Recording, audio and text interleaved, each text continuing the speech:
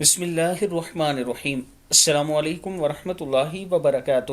عابد راجہ channel کی طرف سے آج میں اپنے دوستوں کو رسول اللہ صلی اللہ علیہ وآلہ وسلم کا ایک بہت ہی پیارا فرمان سناؤں گا۔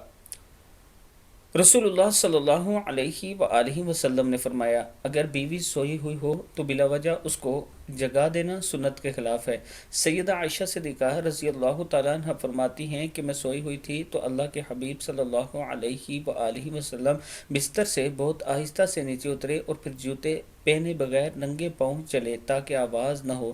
جب میں نے پوچھا کہ اے اللہ کے رسول صلی اللہ علیہ وآلہ وسلم آپ نے ایسا کیوں کیا؟ فرمایا، عائشہ تم سو رہی تھی تو میرا جی چاہا کہ تمہاری نیند میں خلل نہ آئے۔